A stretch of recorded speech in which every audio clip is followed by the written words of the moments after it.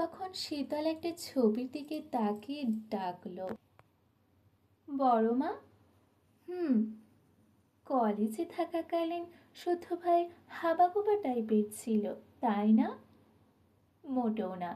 আমাদের ছেলের চোখ, নাক, মুখ, ঠোঁটের আর্ট দেখেছিস? হুম, দেখেছি। পুরাই দেশি হাম্বা টাইপের। কি? আমার ছেলের চোখ মুখ হাম্বা টাইপের? হুম। কেন? তুমি জানতে না? এই দেখো, শুদ্ধ ভাইয়ের এই ছবিতে গরু গরু চোখগুলো ভালো করে দেখো। মোটা চওড়া করে কাজল দিয়ে দিলে পুরাই দেশি গরু। তখন পাশে কাউকে বসতে দেখে দুজনই তাকালেন। দেখে ক্লান্ত শরীরে শুদ্ধ এসে বসেছে। শীতল চোখ সরিয়ে ছবির দিকে তাকিয়ে আর চোখে আর একবার তাকালো শুদ্ধর দিকে। শুনে নিল নাকি মার না খেতে হয়? তবে হাবাগোবাটা আর হাবাগোবা নেই, সুদর্শন পুরুষে পরিণত হয়েছে। মুখে যত যাই বলুক, বিশুদ্ধ পুরুষের পুরুষালী চোখগুলো অদ্ভুত সুন্দর। চোখ মুখের আর্ট সত্যিই মুগ্ধ করার। প্রশস্ত বুক, মাথা ভর্তি চুলে নিউ হেয়ার কাট। লম্বায় কত হতে পারে সঠিকটা জানা নেই, তবে অনেকটাই লম্বা। তাকে চোখ তুলে উপরে তাকিয়ে কথা বলতে হয়। যদিও চৌধুরীর বাড়ির সবাই উচ্চতায় এমন, সে আর তাকালো না, আর না আগ বাড়িয়ে কোনো কথা বলল। দেখা যাবে কিছু বলতে গেলে তেরা বাঁকা কথা বলে বসে থাকবে। সীতারা ছেলেকে দেখে চট করে এক গ্লাস পানি এগিয়ে দিলেন, কুশল বিনিময় করলেন। সিরাজ শিমিন তাকে ক্লান্ত দেখে ফ্রেশ হয়ে যাওয়ার তাড়া দিলেন। শীতল তাকিয়ে তাকিয়ে দেখল তার মা চাচিদের ব্যস্ততা। কিছুক্ষণ আগে তারাও 2 দিন পর তো বাড়ি এলো, কই কেউ তো এমন করলো না। অথচ বিশুদ্ধ পুরুষের কদরই দেখো। সে মুখটা বাঁকিয়ে একটা খোঁচা মেরেই দিল। যান যান, ফ্রেশ হয়ে খেয়ে নিন শুদ্ধ ভাই। রাজ্য জয় করে ফিরেছেন, কত ধকল গেছে। একটু বিশ্রাম না নিলে হয়? তাছাড়া মেয়ে মানুষের সাথে আকাশে আকাশে উড়াউড়ি করাটা কি চারটে খানি কথা নাকি? এ কথা শুনে শুধু ঘাড় ঘুরিয়ে তাকালো। বাড়ি আসতে না আসতেই খোঁচা মারা শুরু। এরপর শুরু করবে জ্বালাতন করা। ফলস্বরূপ তার শক্ত হাতে মার খেয়ে এরপর যদি থামে। তাকে তাকাতে দেখে শীতল উঠে সিঁড়ির দিকে যেতে যেতে পুনরায় শুনিয়ে শুনিয়ে বলল, মানুষ রাজ্য জয় করে আসে, অনেক অনেক টাকা ইনকাম করে, অথচ কাউকে কিছু দিয়ে আফসোস করে সেটা আবার কেড়েও নেয়। হায় রে দুনিয়া! পৃথিবীতে মানবিকতা বলে কিছু নেই। আল্লাহ এইসব জল্লাদের তৌফিক দান করো। রমজানের উশিলায় এদের মনে মায়া দাও, আমিন। আজ প্রায় 2 দিন হলো আহনাফের সঙ্গে কোনোভাবে যোগাযোগ করা যাচ্ছে না। ফোন বন্ধ। মাঝে মাঝে কল ঢুকলেও কল রিসিভ করছে না সে, আর না নিজের অবস্থানের কথা জানাচ্ছে। একমাত্র ছেলের খোঁজ নিতে না পেরে আহনাফের বাবা মা অস্থির হয়ে উঠেছে। পরিচিত যাদের জানে চিনে তাদের থেকেও খোঁজ পাননি তারা। অগত্যা ভেবেই নিয়েছেন শখের সাথে বোধহয় কিছু হয়েছে, নয়তো বলা নেই কওয়া নেই। এভাবে যোগাযোগ বন্ধ করার কারণ কি? এসব ভেবেই ওনারা রওনা দিয়েছেন চৌধুরী বাড়ি যাওয়ার উদ্দেশ্যে। সরাসরি কথা বলা দরকার। ছোট ছোট সমস্যাগুলোই একটা সময় বিরাট আকার ধারণ করে। মোট কথা, মাত্রই কদিন হলো ওদের এঙ্গেজমেন্ট হয়েছে। এর মধ্যে কি এমন হলো যে সে যোগাযোগ করা বন্ধ করে দিল? কই, আনাফ তো এতদিন এমন কিছু করেনি। হ্যাঁ, বহুবার রাগ করেছে, কিন্তু এভাবে একেবারেই লাপাত্তা হয়ে যায়নি। অর্থাৎ বুঝতে হবে ঘটনা অন্য কিছু। তবে অন্য কিছুটা কি, গিয়েই না হয় জানা যাবে। এদিকে এত কিছু ঘটে যাচ্ছে, অথচ শখ কিছুই জানে না। জানবে কিভাবে? রুমে ফোন রেখে ভাই বোনদের সঙ্গে বাগানে এসেছে সে। শ্বশুর শাশুড়ির ননদ একের পর এক কল করেই যাচ্ছে, ঘুণাক্ষরেও টের পায়নি। ফোন সাইলেন্ট থাকায় আশেপাশের কারোর কানে পৌঁছায়নি ফোনের টোন। দুপুরে খেয়ে বই পড়তে পড়তে ঘুমিয়েছিল একটু। বিকেলে ফ্রেশ হয়ে একটা বই হাতে নিতেই সাম্য সৃজন টেনে বাগানে এনেছে। শীতল নাকি ডাকছে। এসে দেখে শীতল গাছে উঠে বসে আছে, স্বর্ণও ঘাসের উপর বসে আছে। দেখে মনে হচ্ছে তাকেও জোর করে ঘুম থেকে টেনে তোলা হয়েছে। শখ স্বর্ণের দিকে একবার তাকিয়ে উপরে তাকালো। শখ স্বর্ণের দিকে একবার তাকিয়ে উপরে তাকালো। শীতল মগ ডালে বসে পা দোলাতে দোলাতে পেয়ারা খাচ্ছিল, ওর না কোমরে পেঁচিয়ে রাখা। শখ তাকে দেখে নিজ ঘাসের উপর বসল। শীতল তখন চপেটা পেয়ারাটা পেয়ারা ছুঁড়ে দিল ভাই বোনদের দিকে। সাম্য সৃজন শখ স্বর্ণ কামড় বসালো ডাসা ডাসা পেয়ারায়। লাল পেয়ারা, খেতে খুবই মজা। পেয়ারার কামড় বসিয়ে কিছু একটা ভেবে শীতল শখকে ডাকলো, আপু। হুম। তোমার হবু শ্বশুরের এন্টিনায় সমস্যা আছে নাকি? ছোট বোনের মুখে হবু শ্বশুরের নাম শুনে, ওনার নামে এ কথা শুনে ভ্যাবাচাকা খেয়ে গেল শখ। পেয়ারা চিবানো থামিয়ে চোখ তুলে তাকালো দাঁত বের করে হাসার শীতলের দিকে। বোনকে তাকাতে দেখে শীতল সাহস পেল। সে বুক ভরে দীর্ঘশ্বাস টেনে বলল, আমার মনে হয় সমস্যা আছে। ছি ছি, এসব কি বলছিস শীতল? এসব বলতে নেই। তুমি বলো, সমস্যা না থাকলে ভাইয়ার একটা ছোট ভাই ডাউনলোড করলো না কেন? করলে তো সাথে আমিও ওই বাড়িতে আস্তানা গেড়ে বসতে পারতাম। শখ বিষয় নিয়ে তাকিয়ে আছে। এই পাঁচিটা কি সব বলে? বোনের মুখ দেখে শীতলের পেট ফেটে হাসি পেল, কিন্তু হাসল না, বরং শখকে আর একটু ভড়কে দিতে বলল, তোমার শ্বশুরকে ফোন করে দিয়ে বলো তো আর একটা ছেলে ডাউনলোড করতে। কাজকর্ম যা করার এখন থেকে শুরু করতে বলো। কানা বোঝা যেমনই হোক, ছেলে হলেই হবে। দাও দাও, এক্ষুনি ফোন দাও। এমনিতেই অনেক দেরি হয়েছে, তাছাড়া শুভ কাজে দেরি করতে নেই। এ কথা বলে শীতল থামতেই শ্যামু গেটের দিকে উঁকি ঝুঁকি মেরে একটা সাদা গাড়ি বাড়ির মধ্যে আসছে দেখে বলল, শীতল আপু, গাছ থেকে নামো। শুদ্ধ ভাই কিন্তু পাশেতেই আছে। তোমার জন্য আমাদের কোনো পানিশমেন্ট পেতে হয়। এই এই বেয়াদব, আমি তোর শুদ্ধ ভাইকে ভয় পাই জানিস?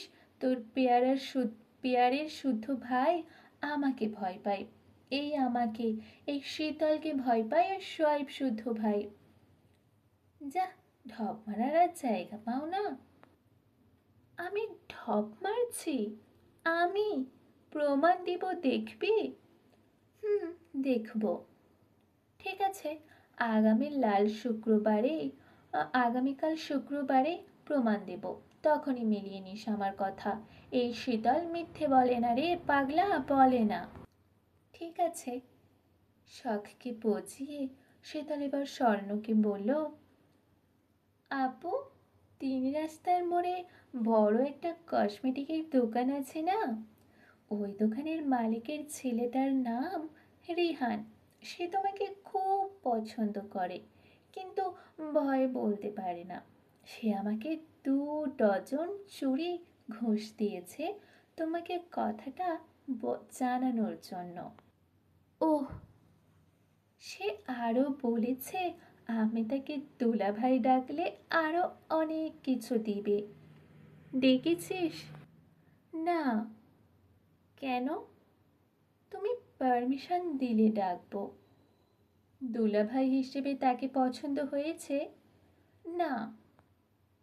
কেন? ব্যাটার দাঁত হলুদ, দেখলে মনে হয় 12 মাস জন্ডিসে ভোগে। আহানাফাইয়ের মতো স্মার্ট না, কিন্তু আমার মতো কিউট মেয়ের দুলাভাই হতে হবে স্মার্ট, হ্যান্ডসাম, চকলেট বয় টাইপের, নয়তো সমাজে মুখ দেখানোর উপায় থাকবে না। তাহলে কি ক্যান্সেল? হুম। তাহলে ছুরিগুলো ফেরত দিয়ে বলে দিস আগে দাঁতের চিকিৎসা করতে, তারপর তোকে শালি বানানোর চিন্তা করতে। ওকে। এভাবে কথায় কথায় গল্পে গল্পে ভাই বোনরা মিলে দুষ্টুমি করতে লাগলো। তখন সেখানে নিঃশব্দে শুদ্ধ উপস্থিত হলো।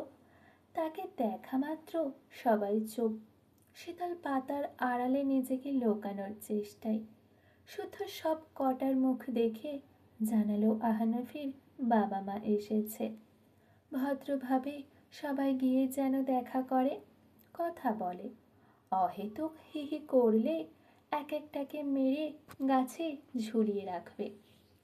ভাইয়ের কথা শুনে শখ সাম্য সৃজন স্বর্ণ ভদ্র বাচ্চার মতো ধীরে সুস্থে হেঁটে বাড়ির দিকে গেল। এবার শুদ্ধ মুখ তুলে তাকালো পাতার আড়ালে থাকা শীতলের দিকে। বুঝতে বাকি নেই সে ধরা পড়ে গেছে, তাই শীতল বোকা বোকা হাসল। হেসে হেসে বলল, কতদিন পর আপনাকে দেখলাম শুদ্ধ ভাই। এত শুকিয়ে গেছেন কেন? মেয়েদের সাথে ওড়াউড়ি করা চারটিখানি কথা না, তাই না? হে হে, কথাটা চেনা চেনা লাগছে, কোথায় যেন শুনেছিলাম। তা কেমন আছেন কেমন চলছে আপনার ওড়াউড়ি? ভালোই, দোয়া করি যেন ভালোই যায়। হুম। এ কথা বলতে বলতে শুদ্ধ বাগানের এক কোণে কেটে রাখা বড়ই গাছের বড় বড় দুটো ডাল টেনে এনে রাখলো পেয়ারা গাছের গোড়ায়। শুকনো ডাল কাঁটায় ভরে আছে। তাকে গাছের গোড়ায় ডাল রাখতে দেখে এবার শীতল আর্তনাদ করে উঠল, এ কি করছেন শুদ্ধ ভাই? কি করলাম? গাছের নিচে কাঁটা রাখলেন কেন? নামবো কিভাবে আমি? তুই কি করে নামবি আমি কি জানি? কাঁটা সরান। পারবো না। আর নেমে কি করবি? মগডালে বসে বসে কারেন্টে নেই কি সমস্যা হিসেব কর। সন্ধ্যা ঘনিয়ে আসছে, নিরিবিলি স্থান, একটু পরেই তেনারা সঙ্গ দিতে আসবে। ভাব ভাব, মন দিয়ে ভাব, আমি আসছি। একে তো গাছের নিচে বড়ইয়ের কাঁটা দিয়ে রাখলো, তার উপর ভূতের ভয় দেখাচ্ছে। ভীষণ রাগ হলো শীতলের। সে রাগে ফুঁসতে ফুঁসতে বলল, আমি কি আপনার অ্যান্টিনের কথা বলেছি নাকি? বলেছি শখাপুর শ্বশুরের। আমারটার কথা বলিসনি বলেই এখনো শ্বাস নিতে পারছিস। বললে আজই জানাজা সম্পূর্ণ করতাম। কাঁটা সরান শুদ্ধ ভাই, সত্যি বলছি, আপনাকে বলিনি। আর আমি যা বলি শুনে নেন কিভাবে? এমন খরগোশ মার্কা কান হলে তো সমস্যা। আমার কান খরগোশ মার্কা? হুম। না না, আমি তা বলিনি। শুধু ঠান্ডা দৃষ্টিতে শীতলের দিকে তাকিয়ে আরও দুটো বড়ই ডাল এনে গাছের আশেপাশে বিছিয়ে রাখল, যাতে লাফ দিয়েও নামতে না পারে। এরপর কোনো দিকে না তাকিয়ে চলে গেল বাড়ির দিকে। আর বেচারা শীতল চেঁচিয়ে বলতেই থাকলো, যাবে না শুধু ভাই, নাক ছুঁয়ে বলছি আর কোনো দিন গাছে উঠবো না, দয়া করে কাঁটা সরিয়ে যান। শুধু ভাই, ও শুধু ভাই, ভাই রে, একে কোথায় আছিস, নামা আমাকে বাঁচা রে। সায়ন 1 ঘন্টা আগে বাসায় ফিরে ফ্রেশ হয়ে খেয়ে শুয়েছিল। ঘুমানোর ইচ্ছে না থাকলেও এপাশ ওপাশ করতে করতে ঘুমিয়ে পড়েছিল। এইটুকু সময়ে একটা স্বপ্ন দেখেছে স্বর্ণকে নিয়ে, তাদের বিয়ের স্বপ্ন। স্বর্ণ কি সুন্দর করে সেজেছে, নীল শাড়ি পরেছে। শীতল আর শখ স্বর্ণকে রেখে গেছে তার রুমে, ফুলে ফুলে ভরা পুরো রুম। সে খুশিতে ডগমগ হয়ে মুখ ভর্তি হাসি নিয়ে রুমে এসেছে, কিন্তু রুমের দরজায় দাঁড়িয়ে দেখে স্বর্ণ বিছানায় নেই। তার জানা মতে নতুন বউরা বিছানার মাঝখানে লজ্জায় নত হয়ে বসে থাকে, মুখের সামনে থাকে 1 হাত ঘোমটা। কিন্তু তার বউ কই? বউ নাই দেখে তার বুকে বিজলি পড়ার উপক্রম। চোখের ভাসে ঝিকিমিকি বাতির আলো। সে পাগলা ঘোড়া ভেড়ার মতো এদিক ওদিক পানে তাকে খুঁজতে থাকে প্রাণপ্রিয় বউকে। খুঁজতে খুঁজতে দেখে স্বর্ণ চুপ করে সিলিংয়ের উপর পা ঝুলিয়ে বসে আছে। তাকে ফ্যানের উপর বসে থাকতে দেখে সে শুধায়, এ কি, তুই ওখানে কেন? নেমে আয় বউ, আজ না আমাদের সোহাগ রাত। সোহাগ রাত না ছাই। ও মা, এ কি কথা, বিয়ে হয়ে গেছে আমাদের, আর নেই ভাবনা, আর নেই চিন্তা। দ্রুত নেমে আয় জান, দুজন মিলে করে ফেলি বেবি আনার প্ল্যান। না শায়ন ভাই, আমি আপনার সাথে বাসর করব না। কেন সোনা, কি অপরাধ আমার, কি করেছি আমি বল? আপনি কেন ক্যাটকেটি হলুদ শার্ট পরে বিয়ে করতে গেলেন না, কেন বলুন? আমার তো হলুদ কালার শার্ট নেই সোনা, তোর হলুদ শাড়ি কেটে না হয় একটা বানিয়ে দিস। কথাটা বলতে না বলতে স্বর্ণও লাফ দিয়েছে তার উপর। সে স্বর্ণকে ক্যাচ করে চাপটে ধরে পাগলের মতো চুমু দিতে শুরু করেছে। চুমুতে ভিজিয়ে ফেলেছে স্বর্ণের চোখ, গাল, ঠোঁট, থুতনি, গলা ও মসৃণ গ্রীবা। এতদিনের অপেক্ষা তর্জে আর সয় না। কল্পিত হাতে খুলেও ফেলেছে বউয়ের পরনের শাড়ি, মুখ ডুবিয়েছে গলায়। মন মস্তিষ্ক হাত ও উন্মাদ দেহ মাখা যেন এখন পাগলা ঘোড়ার ন্যায় অবাধ্য। তখন তীব্র ঝাঁকুনিতে ঘুম ভেঙে যায় তার। দুচোখ খুলে দেখে শুদ্ধ ভ্রুকুচকে তাকিয়ে আছে। তার বাসর ঘরে শুদ্ধ কোথা থেকে এলো? বউ কই তার? সে কি বলার আগে বিরক্তি নিয়ে সে কিছু বলার আগে বিরক্তি নিয়ে শুদ্ধ বলল, রুমের দরজা খোলা রেখে কোলবালিশকে পাগলের মতো চুমু খাচ্ছিলে কেন? মাথা টাথা কি একেবারেই গেছে? শায়ন ঘাড় ঘুরিয়ে আশেপাশে তাকালো। ফুলে ভরা রুমে ফুল ফুল নেই। আর বউ, বউ বউ কই তার? সে এবার মাথা চুলকে আমতা আমতা করে বলল, আমার বউ কোথায়?